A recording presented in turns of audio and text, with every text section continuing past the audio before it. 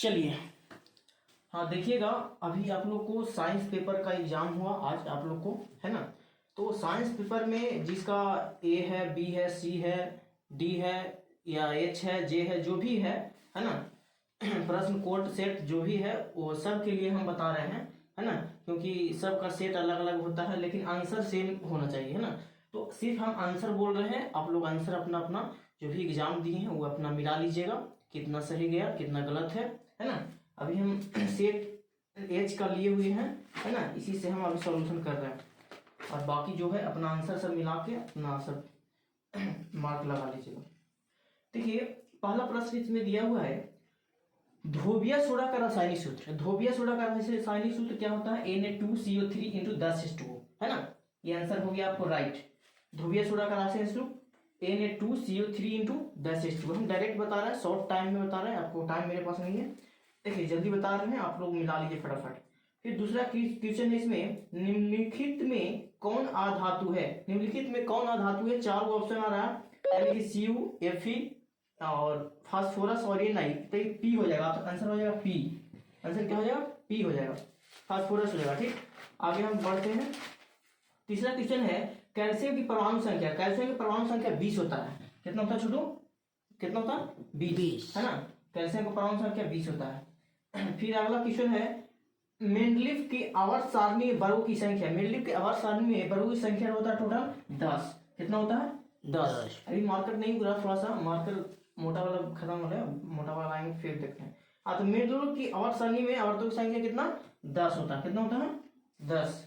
उसके बाद है पांचवा क्वेश्चन, जिप्सम का रासायनिक सूत्र। जिप्सम का रासायनिक सूत्र होता है CaSO4 इंटू ½ H2O, यानी कि 1/2, है ना, 1/2 H2O। CaSO4 इंटू ½ H2O, इसी को कहते हैं जिप्सम का रासायनिक सूत्र। अगला प्रश्न देखिएगा, बोरॉन। बोरॉन का भार, यानी कि बोरॉन का भार कितना है? तो बोरॉन का भार हो जाएगा आपका आंसर 10, यानी कि आंसर इसमें ए है ना। बोरॉन का भार होगा कितना? 10। बोरॉन का भार कितना? 10 हो जाएगा। फिर अगला क्वेश्चन है आपको, कैलामाइन। कैलामाइन निम्नलिखित में किस धातु का अयस्क है? कैलामाइन निम्नलिखित में जेडेन का है। आंसर हो जाएगा आपको जेडेन का है ना। कैलामाइन किसका है? जेडेन का। फिर है, अमोनिया के एक अणु में नाइट्रोजन एवं हाइड्रोजन के परमाणुओं का अनुपात कितना होता है? 1:3। 1:3, है ना। अमोनिया के एक अणु में नाइट्रोजन एवं हाइड्रोजन के परमाणुओं का अनुपात कितना? 1:3। 1 कितना छोड़ू? 3। फिर अगला प्रश्न देखिएगा, ऑक्सीजन के परिवहन के लिए जिम्मेदार रक्त का घटक, है ना।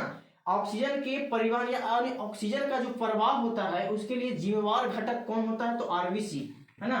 रेड ब्लड कॉर्पुस्कुलर इसको नाम है ना, आरबीसी। अगला देखिएगा, कृमि रूप परिशेषिका किसका हिस्सा है? कृमि रूप परिशेषिका किसका हिस्सा होता है? आहार नल का, है ना। ये होता है आहार नल का। इसको हम लॉन्ग में बताएंगे, पढ़े होंगे आप लोग, इसको हम बताए होंगे बढ़िया से, है ना। आहार नाल जो होता है कृमि रूप परिशेषिका का एक हिस्सा है ना। ये आगे हम अभी शॉर्ट में बता रहे हैं, आप लोग नोट करते जाइए।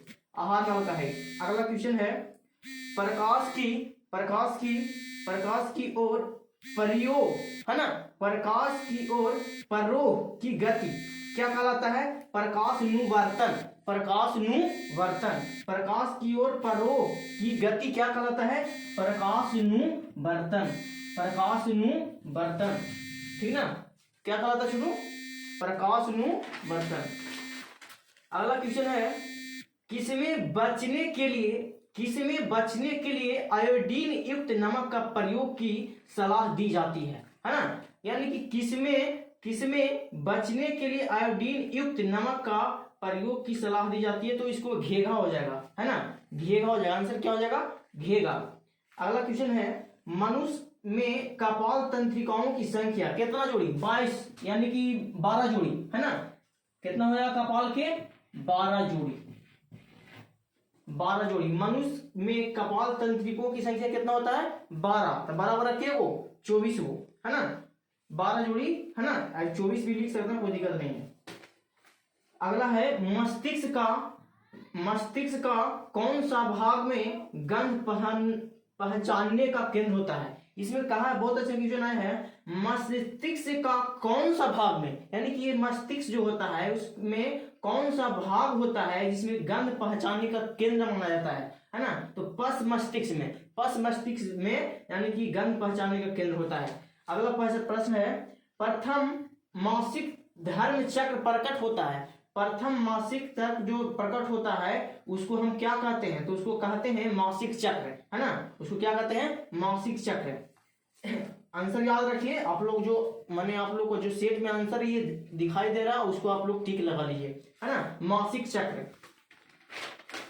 अगला प्रश्न है, निम्नलिखित में से कौन से कृत्रिम काई प्रबंधन की एक विधि है ना? तो इसमें सभी हो जाएगा, कलम लगाना, है ना? कलम लगाना, दाब कलम बंधन, ये सभी हो जाएगा, इसमें सभी डी हो जाएगा, है ना? कृत्रिम काई प्रबंधन की एक विधि में सभी हो जाएगा। अगला है, जैव आवर्धन प्रदर्शित करने वाले रसायन डीडीटी क्या कहलाता है? डीडीटी, है ना? जैव आवर्धन प्रदर्शित करने वाला रसायन कौन होता है? डीडीटी। अगला है, रंध्र का मुख्य कार्य क्या होता है? गैसों का विनिमय एवं बाष्प उत्सर्जन, है ना? बाष्प उत्सर्जन, गैसों का विनिमय किसमें? रंध्र का मुख्य काम होता है, ये पत्ती में होता है ना? इसको याद रखिएगा। फिर वायुमंडल में CO2 का मात्रा, ये हर एक बार पूछा जाता है, 0.03%, है ना? 0.03%।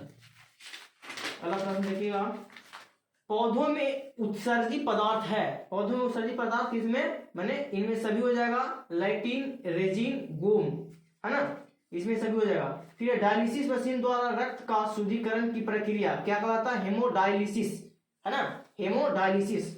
अगला है, निम्नलिखित में कौन गुरुत्वाकर्षण का उदाहरण है? जड़ की वृद्धि, है ना? गुरुत्वानुवर्तन, यानी कि गुरुत्वानुवर्तन का उदाहरण क्या होता है? जड़ की वृद्धि, है ना? निम्नलिखित में कौन गुरुत्वानुवर्तन का उदाहरण है? जड़ की वृद्धि होना। अगला, पूर्ण विकसित अंडाशय कहलाता है क्या? जब पूरा माने अंडाशय का विकास हो जाता है तो बन जाता है फल, यानी कि फल होगा आप लोग का आंसर फल। लैंगिक जनन संचालित रोग क्या? लैंगिक जनन जो रोग होता है वो एड्स का होता है, एड्स, आंसर एड्स। अगला देखिएगा, फिर है, सेल का विद्युत वाहक बल। सेल का विद्युत वाहक, सेल द्वारा इकाई आवेश पर किया गया कार्य, है ना? सेल द्वारा आवेश पर किया गया कार्य, आप लोग मिला लीजिए फटाफट। फिर अगला प्रश्न है, पारिस्थितिक तंत्र में ऊर्जा का प्रवाह होता है। पारिस्थितिक तंत्र में ऊर्जा का प्रवाह ही होता है, एक दिशीय होता है, एक धारा में, है ना? एक दिशीय आंसर हो जाएगा। फिर आवेश का ऐसे मात्रक कूलाम, है ना? ये तो बहुत अच्छा क्वेश्चन था, आप लोग सब बना ले होंगे। आवेश का ऐसे मात्रक कूलाम। दूरदृष्टि दोष वाले नेत्र साफ साफ देख सकता है कौन वस्तु के? दूरदृष्टि जिसको होता है नजदीक के उसको नहीं दिखेगा, दूर के साफ साफ दिखेगा, तो आंसर हो जाएगा दूर की वस्तु को, है ना? अगला, निम्नलिखित में कौन सा ऊर्जा स्रोत सौर ऊर्जा का व्युत्पन्न नहीं है? नाभिकीय ऊर्जा, है ना? कौन है नहीं है? नाभिकीय ऊर्जा। फिर अगला है, विद्युत धारा के चुंबकीय प्रभाव की खोज किसने किया था? फ्राइडे ने। इसका खोज किसने किया? फ्राइडे ने। चिन्ह की निम्नलिखित प्रॉपर्टी का धनात्मक फोकस दूरी क्या होता है? ए बी दोनों। फिर अगला है, निम्नलिखित में किस कारण के से समान नमक का जलीय घोल विद्युत का सुचालक होता है? किस कारण से? तो ये आंसर हो जाएगा आपको, धनावेश एवं ऋणावेश दोनों की विपरीत दिशा में गतियों के कारण, यानी कि दोनों का विपरीत दिशा, धनावेश और ऋणावेश के विपरीत दिशा के कारण माने नमक का जलीय विलयन घोल का सुचालक होता है ना? फिर अगला प्रश्न है, निम्नलिखित में से कौन सा पराग कोश में पाया जाता है ना?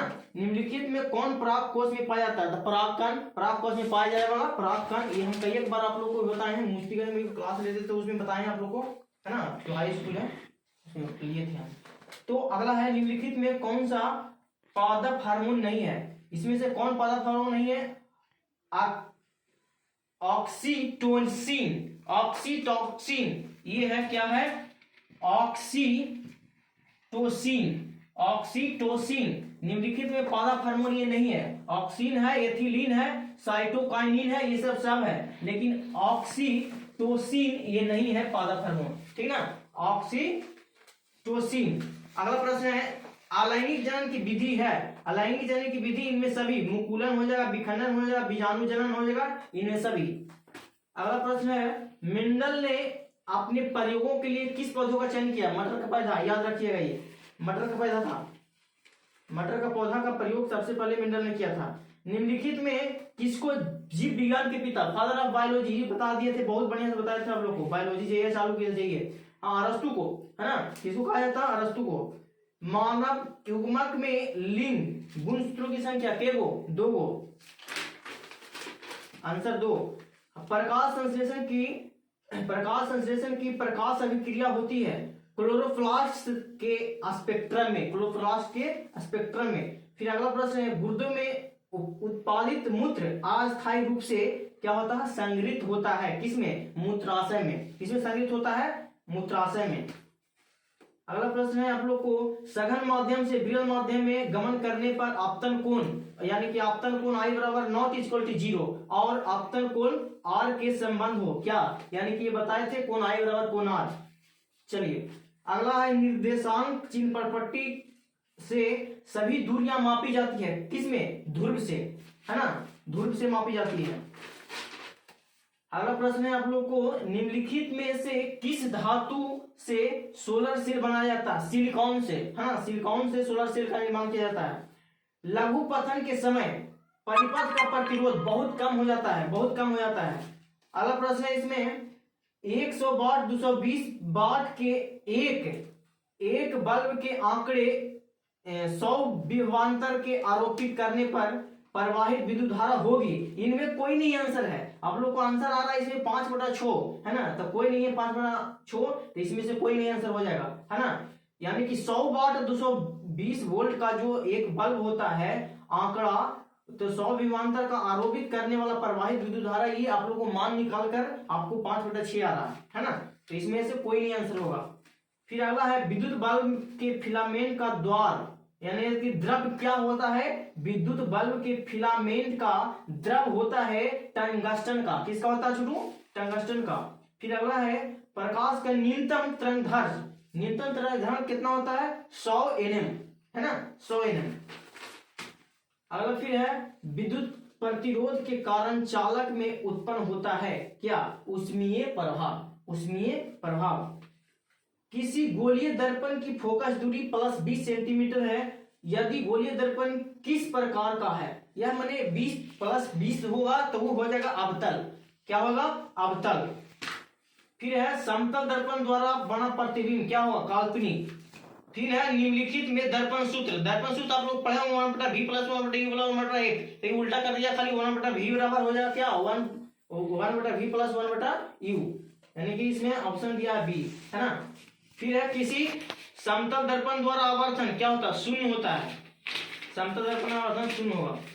अगला है, निम्नलिखित में से किस दर्पण द्वारा किसी वस्तु का आभासी प्रतिबिंब मिल सकता है? किसमें? इनमें से सभी। समतल दर्पण में भी, अवतल दर्पण में भी, उत्तल दर्पण में भी, सभी, इनमें सभी। अगला है, आकाश का नीला रंग होना किस परिघटन का परिमाण है? नीला रंग किसके कारण? परिकिरण के कारण। नीला रंग किसके कारण होता है? परिकिरण। फिर है, विरल माध्यम से सघन माध्यम में जानती हुई किरण मुड़ जाती है अभिलंब की ओर। कहां मुड़ जाता है? अभिलंब की ओर। विरल से सघन में जाएगा तो अभिलंब की ओर मुड़ जाएगा। निम्नलिखित में किस लेंस की फोकस दूरी धनात्मक होती है?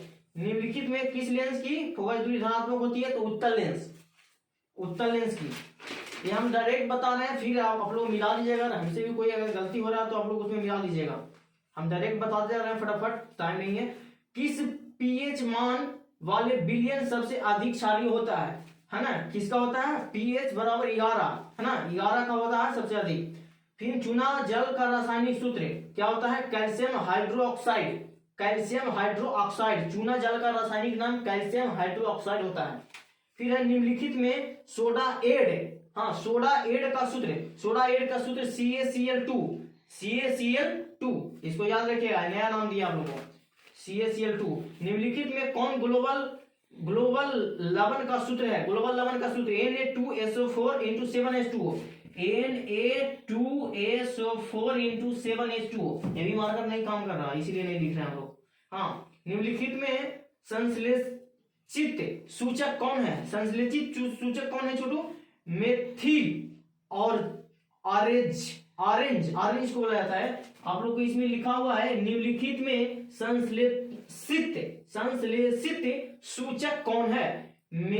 मेथिल ऑरेंज नहीं होगा, मार्कर काम नहीं कर रहा। Methyl orange. फिर अगला है आप लोग को, निम्नलिखित में से कौन सा पदार्थ बिना ज्वलनशील होता है, यानी कि बिना जलने वाला, है ना? तो मेथेन गैस क्या होता है? इसमें बिना ज्वाला होता है, इसमें ज्वाला नहीं होता है, बिना ज्वाला के जलता है ना? बिना ज्वाला के जलने वाला कौन है? Methane gas. उपचयन में निम्नलिखित में से क्या है? उपचयन में निम्नलिखित में से ऑक्सीजन का योग। अगला प्रश्न है, जल के विद्युत अपघटन के कैथोड पर कौन सी गैस मुक्त होती है? ऑक्सीजन होती है मुक्त। फिर है पेंटेन, जिसका अणुसूत्र C5H12 होता है, कितने संरचना समन्वयी संबंध है? इसे कितना है? तो ये हो जाता है कार्बन के C5 जो H12 होता है ना, ये हो जाता है सिर्फ जो कार्बन का रहेगा, जो इसी का रहेगा, तो 5 हो जाएगा। इसका आंसर 5 हो जाएगा, 5। कार्बन का आवर्त सारणी के किस वर्ग का सदस्य है? कार्बन का आवर्त सारणी जो होता है तो 14वां होता है, 14 वर्ग के सदस्य होता है। आपको 67वां क्वेश्चन है, घेघा रोग आयोडीन की कमी से होता है, याद रखना, घेघा रोग आयोडीन की कमी से। हाँ, रंध्र मुख्यतः पाया जाता है किसमें? पत्ती में पाया जाता है जी, रंध्र। रक्त मापने वाला उपकरण को सिग्नोमोग्राफी यानी कि ऑप्शन डी हो जाएगा, सिग्नोमोग्राफी होता है इसका। फिर पराग कोश में क्या पाए जाते हैं? अंडाशय की दलपुंज की स्त्री केसर। तो इसको में पराग कोश में हमेशा पराग कण होता है, ये हमेशा बार बार क्वेश्चन आते रहता है। पराग कण आंसर में पराग कण। हाँ, लसिका का रंग कैसा होता है? हल्का पीला होता है, लसिका का जो रंग होता है हल्का पीला होता है। निम्नलिखित में कौन एक जैव आणविकरणीय पदार्थ है? डीडीटी जो है आणविकरणीय पदार्थ है। निम्नलिखित में से कौन सी अधातु विद्युत का सुचालक है? विद्युत का सुचालक कौन है? ग्रेफाइट, है ना, ग्रेफाइट। अगला प्रश्न है, सक्रियता श्रेणी में निम्नलिखित में से सबसे अधिक धातु है, माने क्रियाशील धातु कौन है सबसे अधिक, है ना? तो उसमें आ जाएगा आंसर आपको Na हो जाएगा। शुद्ध सोना कितना कैरेट के? 24 कैरेट के, इसको याद रखिएगा, 24 कैरेट आंसर मारिए, सही है। निम्नलिखित में किस धातु को केरोसिन में डुबा कर रखा जाता है? केरोसिन में डुबा करके सोडियम को। फिर है, अम्ल के जलीय विलयन में निम्नलिखित में से कौन उत्पन्न होता है? कौन उत्पन्न होगा? तो H+ आयरन, है ना, H+ आयरन उत्पन्न होगा। अगला है, निम्नलिखित में कौन सबसे सरल अम्ल है? HCl सरल अम्ल है। अगला शुद्ध जल का pH मान 7, शुद्ध के कितना? 7। फिर निम्नलिखित में से कौन सा पदार्थ जलीय विलयन में नीले लिटमस पत्र को लाल कर देता है? अम्ल जो होता है ये जलीय विलयन लिटमस पत्र को लाल कर देता है। इसलिए आप लोग को ये जो भी क्वेश्चन होगा ABCD होगा, ये सब हम आप लोग को हल कर दिए हैं। और बाकी जो भी इसमें अगर क्वेश्चन आप लोग को समझ में आए कि गलत हमको बताया सर, तो उसको आप लोग को देख लिख के मिला लीजिएगा और इसमें कमेंट करके हमको बताइएगा, है ना। जो गलत है उसको हम फिर से देखेंगे, कोई जल्दीबाजी में आप लोग को बता दिए हैं, है ना। इसको माने 100 में 100 आप लोग लाइए और आप लोग मिला करके थोड़ा सा संतुष्टि पाइए कि हमको क्या है नहीं है ना। इसको देख करके फिर हम लोग को बताइए, फिर हम अगला क्लास में मिलते हैं।